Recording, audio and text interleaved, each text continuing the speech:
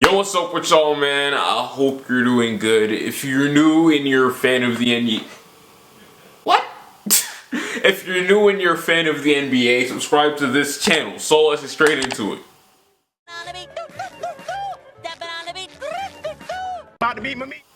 The NBA is a league driven by stars. In order for a team to have a chance at any type of success in this league, it is a must to be able to attain this valuable component. Now, as we all know, there are two ways to go about this task. Free agency, of course, is the place where teams sell themselves to players and try to draw them in with money, admiration, and all of these different kinds of pitches. But it's a risk though, because these players have the ability to pick and choose where they want to go. And what has a tendency to get picked are bigger cities and markets over small ones. But the way to combat that is through the NBA draft. Everyone has a fair shot at drafting a transcendent player. If not transcendent, then superstar. If not superstar, then star. If not superstar, then a key piece. Every single year, these organizations have the chance to select one of those type of players, if they choose right. Now y'all, just a quick little disclaimer, alright? These last two NBA drafts that we have gotten have been incredibly deep, and quality players with star potential were scattered all over the place. There was an abundance of it, almost as if we were all spoiled. And I hate to break the news to some of the people who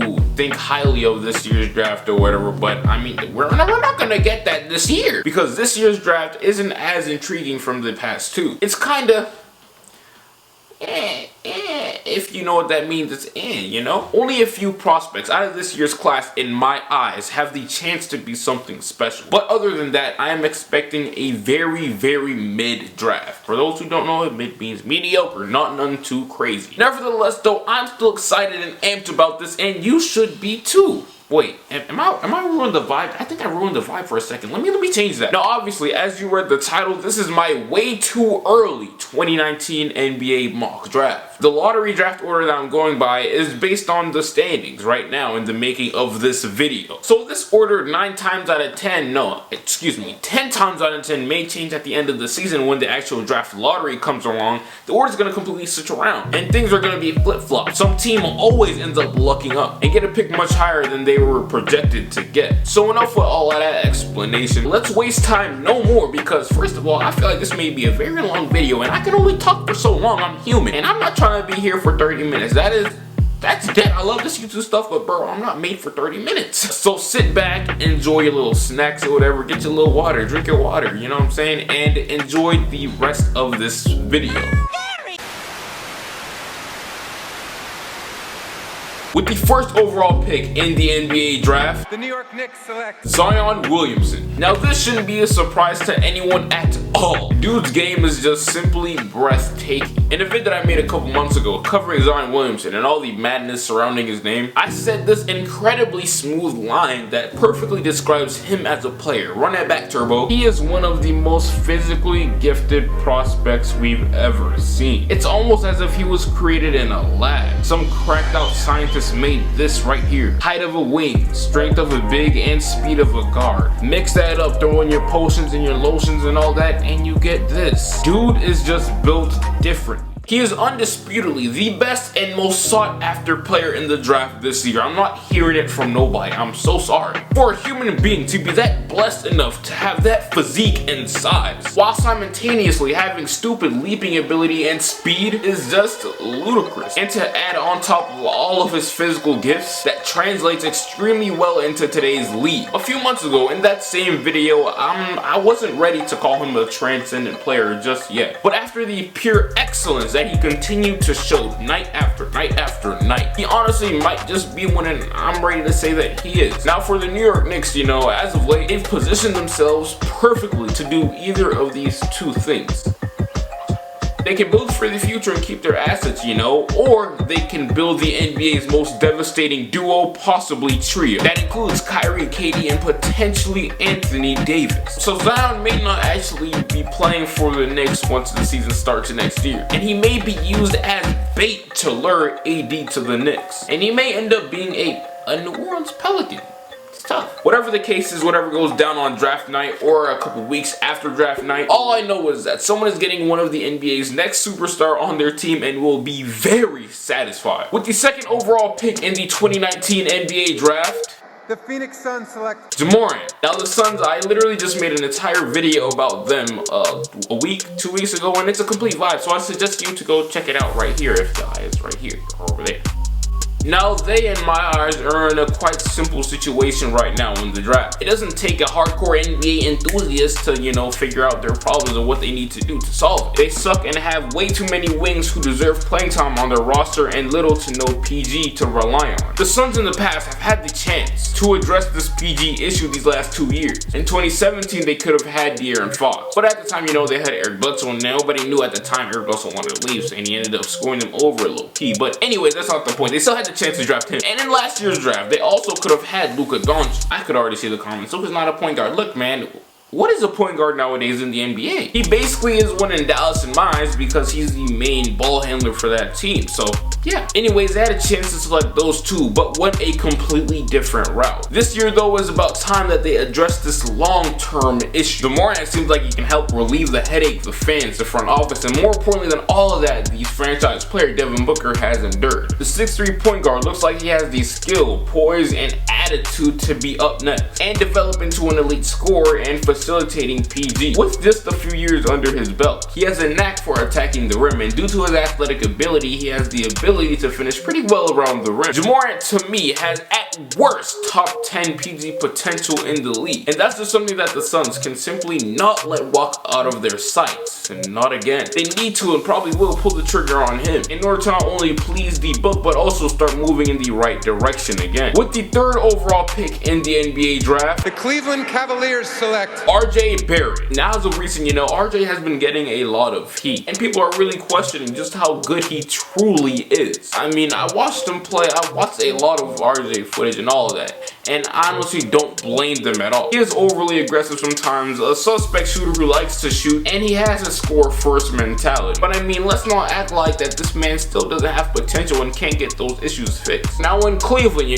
don't really have anything specific other than a point guard that they're not looking for. Anyways, in Cleveland, he has the potential to magnify all of his flaws and become one of the more disappointing rookies. In Cleveland, they do not have much offensive talent at all to help out Love, Jetty, and Sexton. And RJ would clearly see that, and knowing how aggressive he is, he may force the issue to change that. And things may end up either spiraling down the drain, or it may be an actual great thing. He certainly has the potential to develop into a great player. His passing skills are A1. It's just that he doesn't broadcast them as often as he should. And he also doesn't have any issue at all getting to the rim. He just needs to work on his flaws, and I'm not gonna lie, I think he has a lot of them. Nevertheless though, even though he has issues that are kind of worrisome, he is still widely viewed as a top 3 player in this year's draft class. Right behind Zion Williamson in my books, he has the 2nd highest potential out of everyone else in this draft class. With the 4th overall pick in the 2019 NBA draft, Chicago Bulls select Cameron Reddish. We have an early trade to announce. The Bulls have sent Cameron Reddish to the Memphis Grizzlies in exchange for,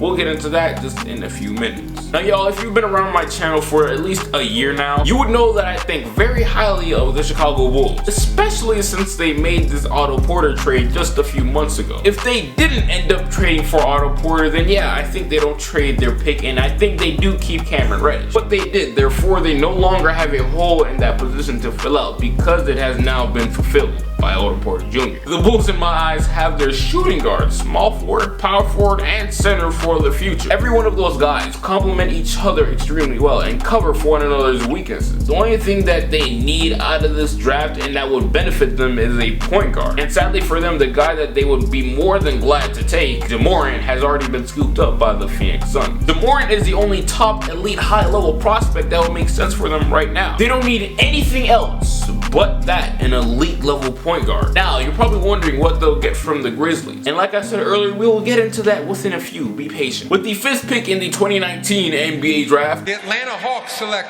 Jarrett Culver. Now, I'm a Hawks fan, as most of y'all know. It ain't no surprise no more. As stated in my last Hawks video that I posted a week, 2-3 weeks ago, check it out by the way, there was nobody in this draft that I want more than Zion Williamson. But thanks to us being better and more of a competitive team this year than all the other sorry lottery teams teams ahead of us, 9 times out of 10 we most likely will not land that first overall pick. So instead, we will have to settle. And I'd be more than okay with taking a small forward in Jared Culver, because what we have to work with right now in Taurean Prince isn't necessarily ideal. Taurean, not by any means is a bad player. He's an average forward who can start for a lot of teams in this league because of his scoring ability and 3-point shooting. He's actually a good player, you know, and I'm not amped to get rid of him so quick, you know. It's just that long-term thinking, you know. I don't think he'll be the right player to fit alongside Trey and John Collins. His defense has completely fallen off solely due to his effort, and offensively he likes to get his own and do his own thing, and there's nothing wrong with that because he's actually a good ISO scorer. The only problem with that though is that it's not good for our team. We are at our best when we move the ball and when Trey is dishing out dimes making plays. Therefore we need a replacement at the 3 spot, and the perfect guy could potentially be Jared Culver. Now the only reason that I want him on my team and think that our franchise would lean his way more than anyone else in the draft is because of his ball handling ability and his potential to be a secondary playmaker to help Trae Young and give relief to all of this responsibility on his head, because at certain times during the game things can get really overwhelming for Trae Young. He is one of, if not our only real shot creator, and Culver can help change that. Jared is a 6'6" small forward with a 6'10" wingspan. He has a pretty well-rounded game and doesn't have any glaring weaknesses outside of his jump shot, which isn't horrendous by the way and is in work in progress. In college he's shooting 35% from 3 and 68% from the line. Not horrible, but you know, not great either. Me, I'm not worried about that at all because of everything else he brings to the table. He's a versatile scorer who can create not only for himself but others, and he's also a plus defender who plays hard on that end of the floor. He is everything that the team needs when they have Trae Young, Kevin Huerter, and John Collins in the starting lineup. With the 6th pick in the NBA draft, The Atlanta Hawks select Jackson Hayes. Now for someone wondering why the Hawks have 2 lottery picks in this year's draft, we have it because of the Luka Doncic and Trae Young trade that happened last year. You know, the trade that almost everybody and their mama claimed that we lost? Yeah. Now that pick has a protection on it. It's not like they just gave it to us straight up. There's a catch to it, and the catch is that they end up keeping the pick if and only if it falls into the top 5. Now this is a mock draft, man. The standings aren't even correct yet because, you know, the season is not even over. I'm just going by what I see right now as in the making of this video to determine the order. So because of that, you know, there's a chance that the Mavs actually end up keeping their pick. That's only if they end up getting a top 5 or higher pick. Thankfully, you know, I don't have to endure any of that heartache right now, because in this instance right here in this video, in this mock draft, we got their pick. And with that pick, I believe we're gonna take the 6'11", 285 center from Texas, Jackson Hayes. Now there really ain't nothing too special about him because he's a rim protecting, physically gifted center out there that the Hawks need, because John Collins' effort on the court is all on the offensive side of the ball, leaving him with little to no energy on defense. He's bad at pacing himself because of how tenacious of a player he is down there on the offensive end. And to compensate that, I think we'd really look into drafting a big who can block shots and play solid D and switch onto smaller players. That would be monumental for Collins. Now Hayes does intrigue me as an athlete, and also because of his free throw shot. He is not a bad shooter at all, unlike most big men coming out of the draft usually. And that leads me to believe that he has the potential to become a stretch 5 one day. I feel like no matter where that Mavs pick lands, it could be the 6th, it could be the 10th, 11th, or 12th. It don't matter. If Jackson Hayes is still on the board, we're going to take him. Now in previous draft classes, he wouldn't even be thought of a lottery pick. But since this year is so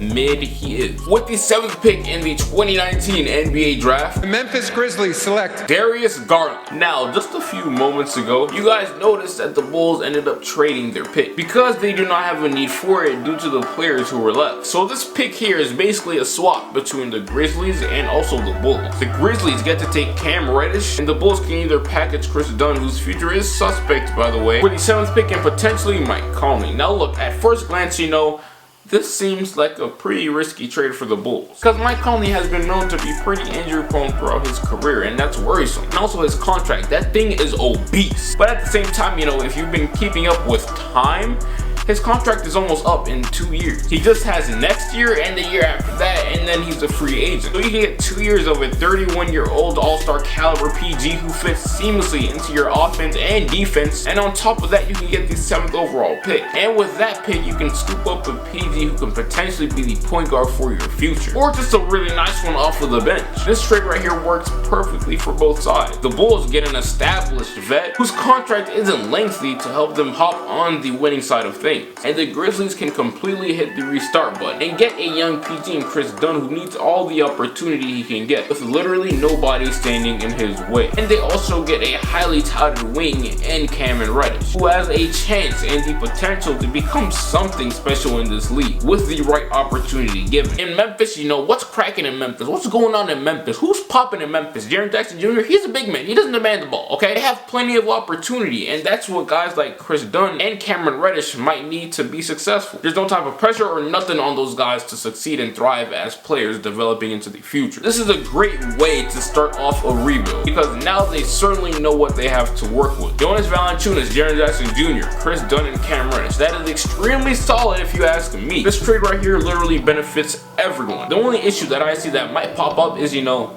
is financially. How is this going to work out? Because Mike Conley's getting the bag, and also Chris Dunn is not getting paid much, and they could throw in Cristiano Felicio, but that isn't like, it doesn't match up quite well at all. But other than the money side of things, you know, this is a great trade. If this ends up being impossible to happen financially, then the Bulls can just give up on Mike Conley and just take the 7th pick and ask for another one in compensation down the road. Kind of like what the Hawks did with Luka Doncic last year. I don't know what it is, man, but I feel like some type of transaction will happen between the Bulls and the Grizzlies this summer. With the 8th pick in the NBA draft, the Washington Wizards select DeAndre Hunter. Since the Wizards awkwardly let go of 2 starting caliber small forwards who are balling out now in their respective teams, they are now in need of one again. And DeAndre Hunter is an extremely solid pick who can fix that issue for them. He's a 6'7" wing who is one of the best defenders in college right now, and at the same time he's also one of the better shooters and finishers. Nothing too crazy, he's just a really solid pick. With the 9th pick in the 2019 NBA draft, the New Orleans Pelicans select Romeo Langford. Now the Pelicans are sort of a confusing team because I'm not too sure what they plan on doing with Julius Randle, because the dude is balling out this season and he may demand a large check. Assuming they keep him though, they probably might draft Romeo Langford. They've always needed some help on the wing, and they might as well get one while the opportunity is there. But then again, what they decide to do directly correlates to not only Julius Randle